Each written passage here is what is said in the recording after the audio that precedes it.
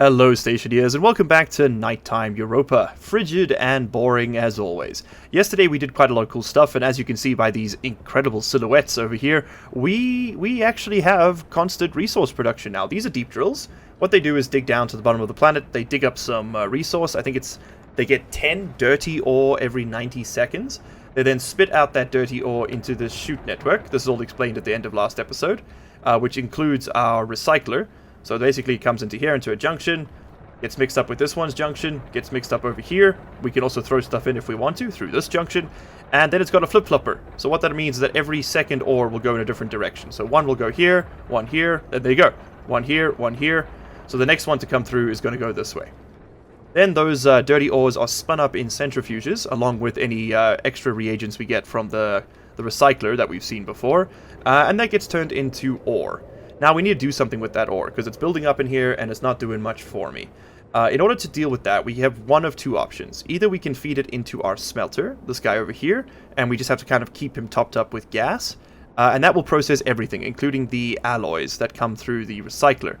Or we can feed it through an arc furnace, which will only process the raw ores. It won't process like the steel, the electrum, the invar, but honestly, those are edge cases. We're not going to be recycling too much after this point. I mean, there's some in here, but not a huge amount.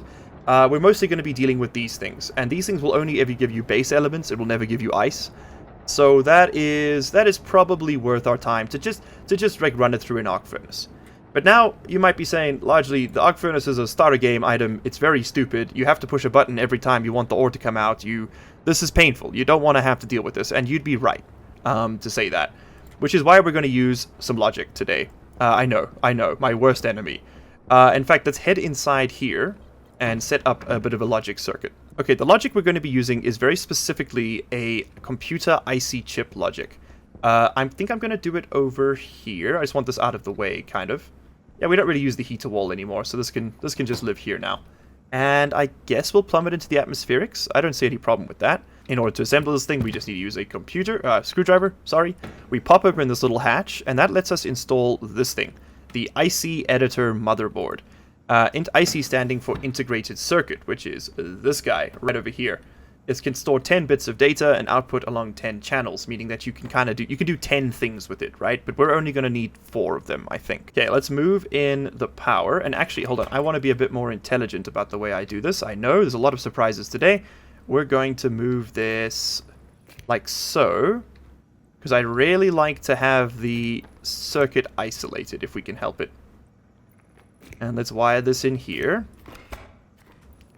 Okay, then if we stick the circuits... I should move this up one. Give me a second. Okay, let's wire up the power. Then we use a screwdriver to assemble it. Perfect. We pop this open, and that's where this bad boy comes in. This is an IC Editor motherboard. Basically a chipset that allows us to configure code on integrated circuits, ICs. This is an integrated circuit right over here. Now you'll see that there's no way for us to stick the integrated circuit on the computer. We can't like put it in anywhere, so we're going to need to get a little housing that it can interact with. And that's where this is going to come in. So we're going to want data in on this side and power in on that side, and we're actually going to be a little bit clever about this. We're not going to wire up all the inputs, we're just going to wire up the ones we need. So you're going to go here, and then you're going to go like that. So data coming in the back, and power coming in the front. Then we can go ahead and stick our IC circuit in here, turn this on. Now, if you've never used these circuits before, the way you access the code base is kind of similar to a game like Space Engineers. You're going to click Edit, you're going to select your library, and I've downloaded the Robust Arc Furnace code by Mastisia? I'm not sure. It's pretty solid. It works pretty well. This is from a Sadamo De Beer video, by the way, a tutorial that he did, which, yeah, is very cool. So we're going to export that to the chip. Okay, and then we're going to turn this off. We now have our program chip. Oh, and we're actually going to need another IC circuit housing. Let me go grab one. All right, then outside over here is where I want to set up our furnace. So what we're going to do is start off with the actual logic panels, and I'm going to want to do them on a wall, I think. So why don't we give ourselves a little panel to work on. Actually, you know what? The floor's fine. The floor works. You know, the floor worked for our ancestors. It could work for us. It's just I kind of wanted to get the screen off the ground. I because I kind of want to use the display feature that this code has, which is really nice. It tells you how many ores are left to process. Yeah, we should move that. So I guess to that effect, I'll do something like this, where we'll just put some composite walls down over here. And that'll just give us the... I don't want a window. Give me a wall facing this way. I only need one wall. Well, actually two for the logic. So we can do two like that. Yeah, that'll be fine for now. And then you know what? We can back it off as well. Hide all those ugly wires. Okay, so we're going to want to start this bad boy off with a monitor. We're going to use the large LED display just because I like the way it looks. We'll turn that on. This system needs memory in order to function, so we'll just give it a memory circuit over there. I don't think you need to program it. We are going to run like so. And like, give me a junction. Come on, give it to me. There we go. We'll do it over here, just for efficiency's sake. Oh, and that's upside down. Oh, whoops. There we go. Okay, perfect. And we can stick our IC circuit in there. That's where he's gonna live. And then we need to run our power and data cables to our furnace. Let's go get it. Alright, I want to save some space for 2 more centrifuges. I think these each take up about 1 and a bit squares. Because it's like 1, 2, 3, 4, 5, 6 spaces. So 1, 2, 3, 4, 5, 6. It's another one. 1, 2, 3, 4, 5, 6. It's another one. So we'll probably build the furnace over here. I think that works. And we'll face it this way. Sure. Sure. We can, this is the easiest part of the whole process to move. On second thought, I think we'll bring in power from over here, just so it's on the main line. Bam. That's running hot. Very nice. And then we're going to need to provide power to this. And I'll probably do that through yet another area power controller. My favorite device in this game. I'll go print one now. But this is pretty much set up. So memory is ready. Circuit is ready. I'm going to just label things because I like to do that. This will be arc furnace memory. This will be arc furnace LED display. Okay, let's throw down the power controller right over here. Actually, this can just go on the wall, to be honest. Go right over there. That is upside down. You may notice I'm cutting through a little more stuff than usual here, and that's because we've seen a lot of this before, and this series is already super long. Okay, awesome. We now have power. And I'm just going to close this. That's just going to stay on. Alright, so now we need to set this thing up. So, number 1 is going to go to the furnace. Arc furnace. Number 2 is going to go to the screen over there. And number 3 is going to go to the memory over there. Perfect. And now, if we turn this on... What the hell are you trying to smelt? I may have put this upside down. Let's feed it some ore and see what it does. I'm interested to see. We'll give it 4 lead ore and just... Let's see. It's trying to smelt nothing right now. Okay, it's turning on. Oh, there we go. Now it's working. Now it's working. It should turn itself off, though, which it's not doing. I might have to... Flip the memory? We'll see. Yeah, the memory state is humongous. I think that's an overflow error. That looks like an overflow error. Alright, but there we go. So the arc furnace at least does now automatically smelt full stacks, and it counts it down over there how many it's working on, which is great. But it's not exactly what we're looking for here. Okay, cool. Okay, hold on. We need to turn you off for a second. Well, you know what? That's not the end of the world, right? Like, it's just wasting a little bit of power. It's still going to function. So why don't we throw down a couple more of these? I need 1, 2, 3 spaces between each, right? So 1, 2, 3. And then one more. 1, 2, 3. That should be enough room. Yeah, so we can get our chutes in. Okay, excelente. Let me just make sure of that. So we're going to need a corner. And then this corner comes from down there, like that. And we'll do it like this. And then this one goes like this. Yep, okay, perfect. And then they go up and down and around and yada, yada, yada. Alright, lovely. I've also got some stackers built up, which we might be using soon to help all this work. But I gotta get all this put together. So this is going to be a wrench first, I think. Yep. And then the welder. Perfect. And then we just gotta do the wiring. And it's all right here. All ready to go. Lovely. Something else I have done, which was an excellent suggestion, by the way, was to put down these cable analyzers everywhere.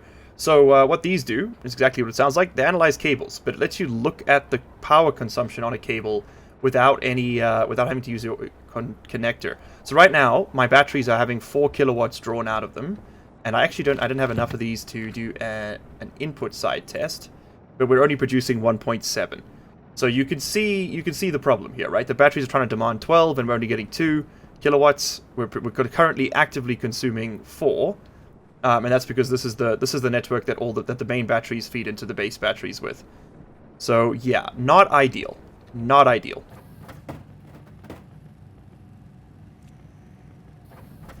You know what? At this point, it's a point of pride. I refuse to use stackers for these machines, just because comment your angry, hateful thoughts about how inefficient my use of time is, okay? Because it's all engagement, baby.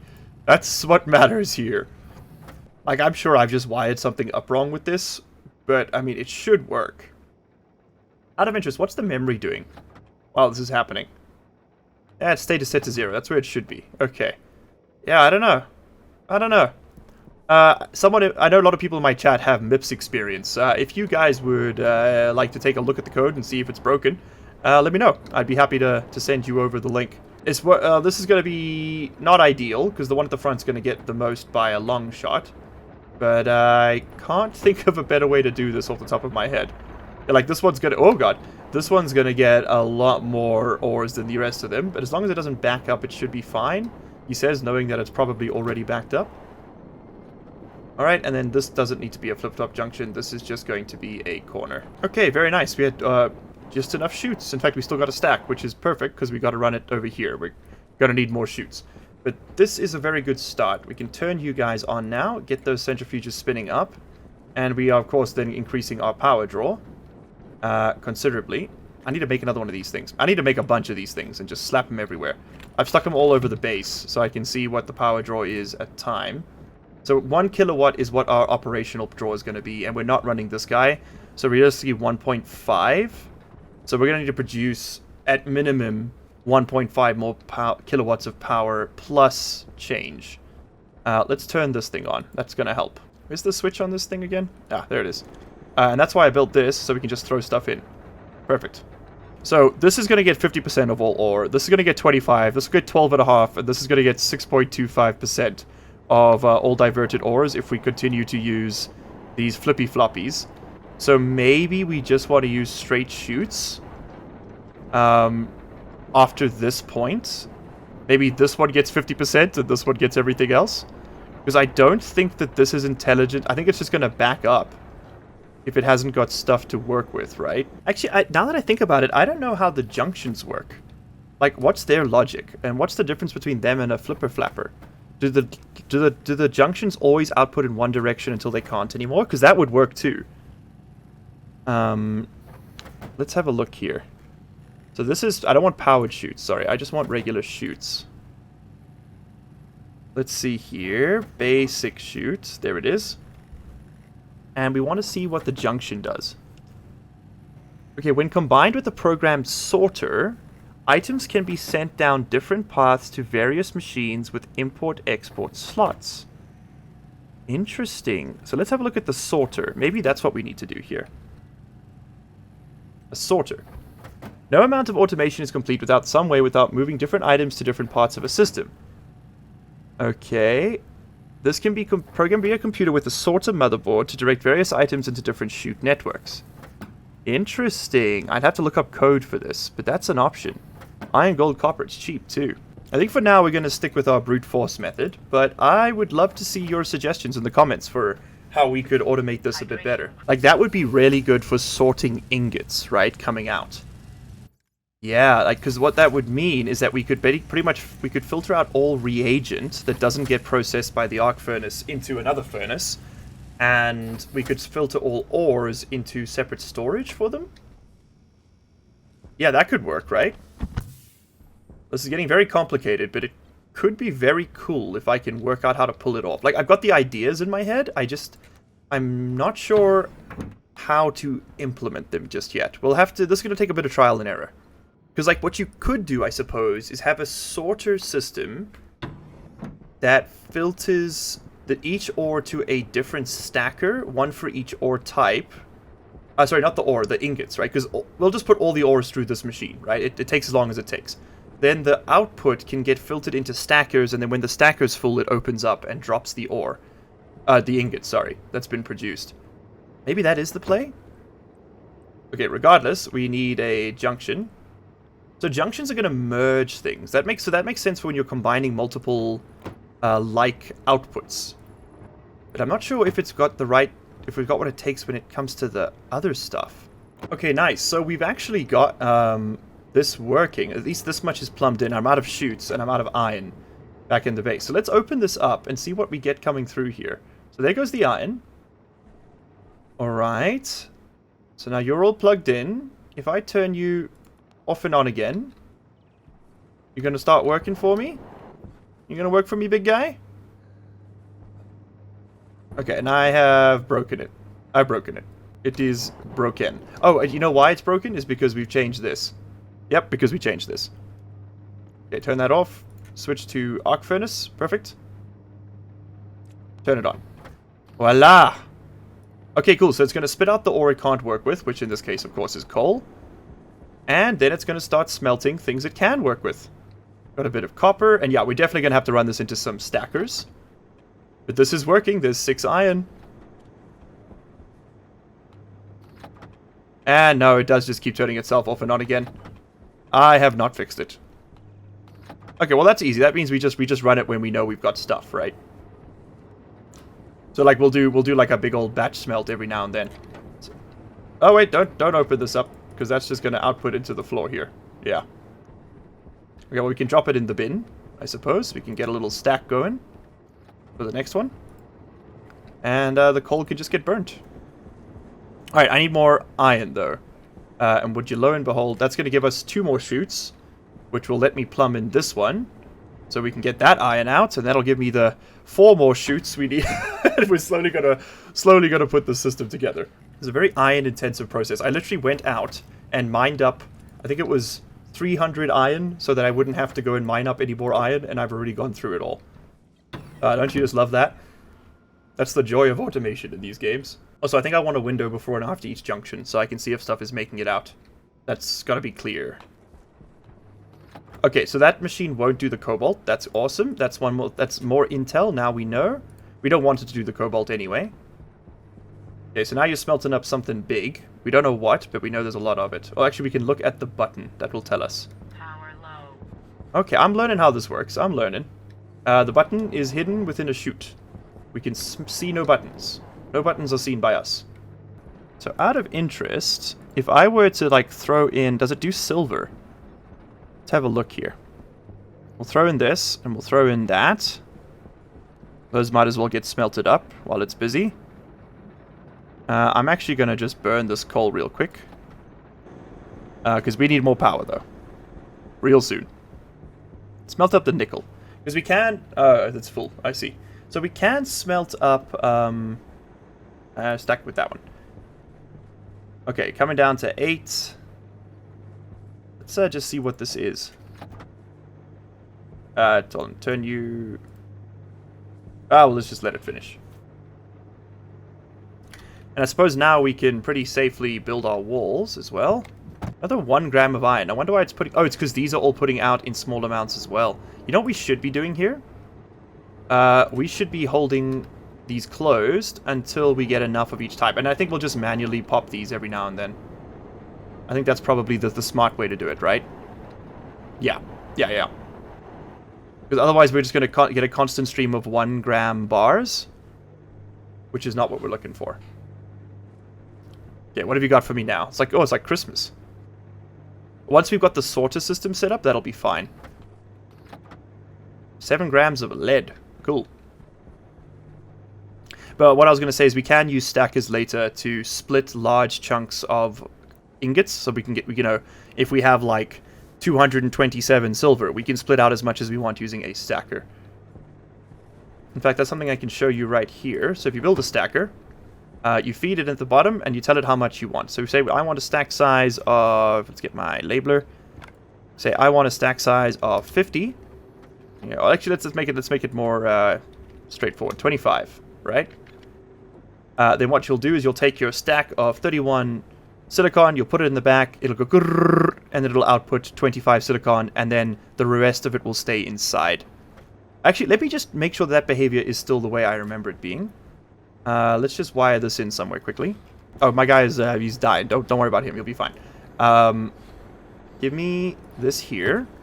Just quickly wire this in. I'm very interested to see how this behaves now, because this will determine how we do our sorting. So we're going to put our stacker in insert. We're going to say we want you to stack until you've got a nice 25. Confirm. And then turn on. And we should see a stack of 25, and the rest of it will remain internal. Yes, it remains internal. And then we have to clear it out. Okay, cool. So we will need one stacker per item. By the way, this is at 1665. Let's turn this off real quick. See what you're at now. Oh, this only takes 50 watts. It's nothing. Okay, cool. So we can have a bunch of these in series, and we won't have too much trouble. Alright, but now I got 2 stacks of silicon I gotta deal with. So stackers, of course, also work in the other way. You can feed them multiple inputs of small amounts, and it'll give you a bigger amount. Silver and silver. Awesome. Do we have any iron? Not yet. That's a big one there. Whatever it is. Alright, but our thing is filling up. This is working very well. I am very happy.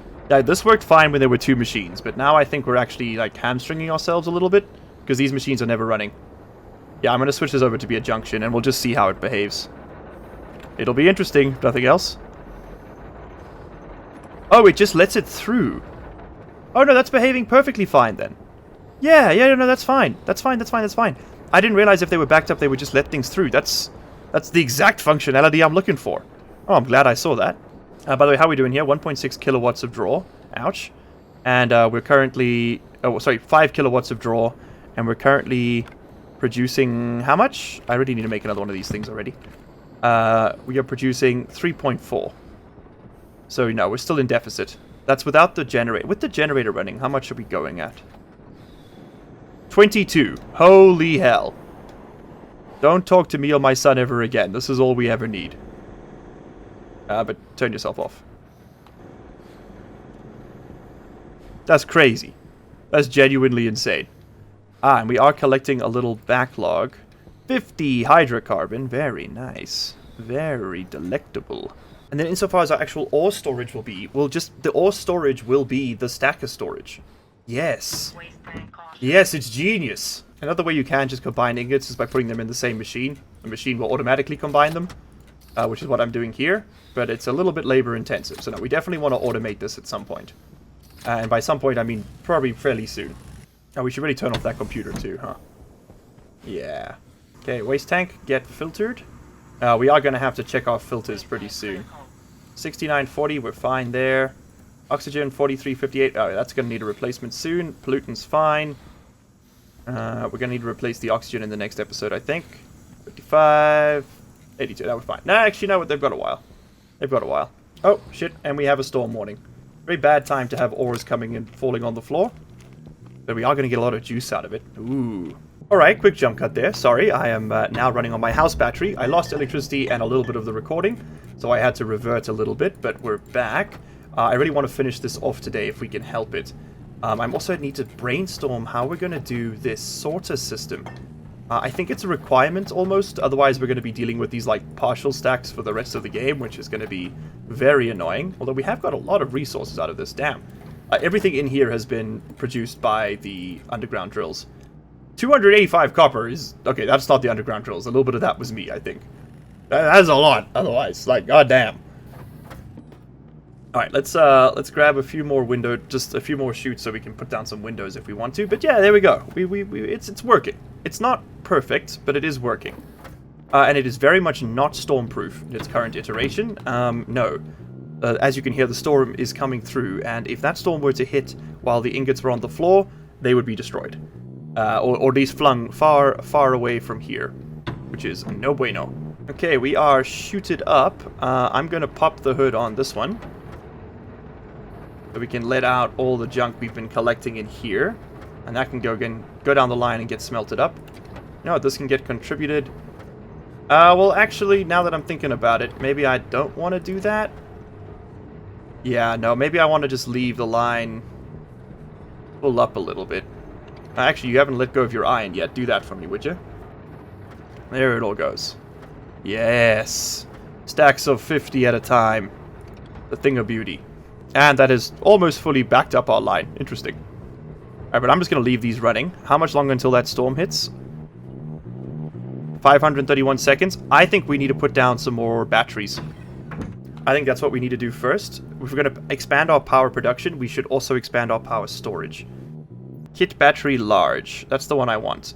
We need stellite. We have no stellite. Crap. Okay, so we can't make them. So we're going to have to make just regular old kit. I was really hoping we'd be up to the battery, like the large batteries at this point. But no, we'll just make 2 more of these ones. Alright, so you need gold, copper, and steel. Can we fit another one? I'm not sure if we can. Let's do 4 more. Let's really amp it up a bit here. And we're out of gold. No surprises there.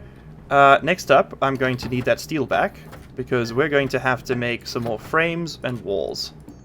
I'm going to need 1, 2 more going that way, and then 1, 2, 3, 4 more walls, and the plastic sheets to use them. We must be fast. Quickly. Okay, we got 5 minutes. We got 5 minutes, 330 seconds. I think we can do this.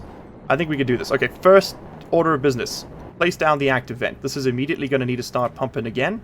Turn you on. And we want to... Oh, no, that's putting gas in. Yeah, we want to be putting gas out. Okay, cool. And that's going to be wasting power for the moment, but don't worry about that. Don't worry about that. We need our welder. Airtight me. Airtight me. Perfect. We need our... this thing. Let's just move the walkway back. Oh, shit, we needed 1 more. Oh, well. It's fine. It's fine. Just want to move the walkway forward a little bit.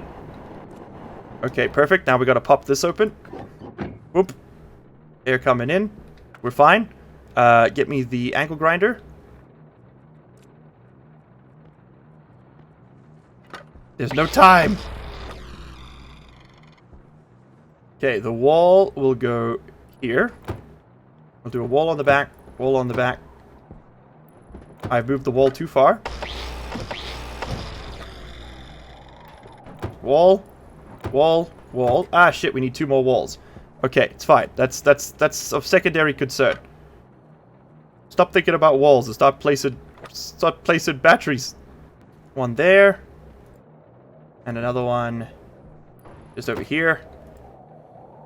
And then there. Is that right? That's right. And then there. Perfect. Okay, get wiring. It's more important to wire in the inputs first, I think. Perfect, we got all the batteries done. Alright, very quickly. Let's go get the... we can try and protect them a little bit. Not that it makes a difference. We're putting these walls back on.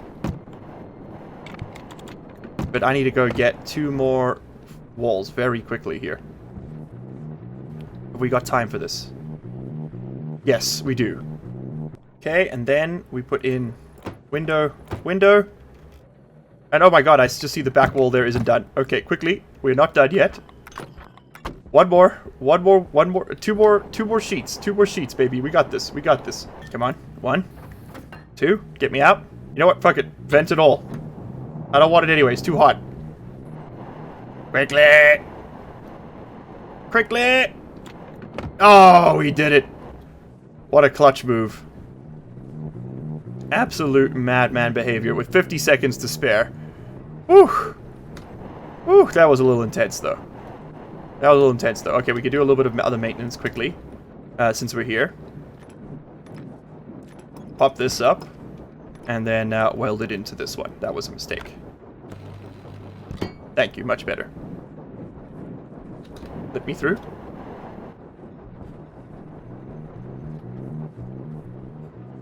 Alright, next up. Other minor things we need to fix. This needs to move over here. And then we need to make this into a little walkway. Can you make ramps in this game? It'd be nice if you could make ramps. That will probably just divert the chutes down. I should have them over here. And now we are going to get caught in the storm, but I'm going to risk it. But this is currently full of stuff. We shouldn't do that just yet. But yeah, we can just move it down by one. Oh, there it is. Let's put a corner there, and then we could walk over it.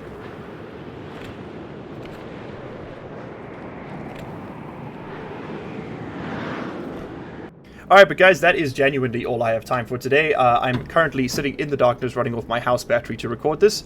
Much like my base, we are very, very low on juice. So thank you so much for hanging out today. I've had a lot of fun. I'd really like to hear your feedback on how we should do the sorter system. Any ideas you might have. I think I've already sort of got like a vague idea of how I want to do it, but I'm not sold on that, right? Like I could pivot off that at any time. I'm going to quickly stack up all of our ores so that there are these one homogeneous blob. And I'll be seeing you all in the next one. Bye-bye.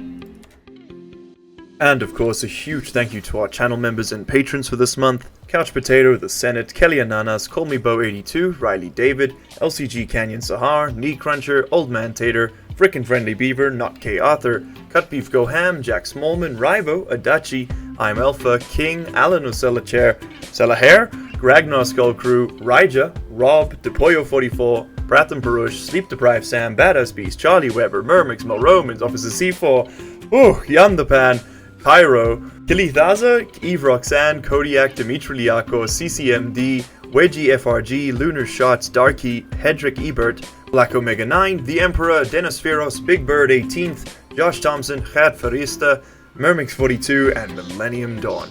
You guys all rock.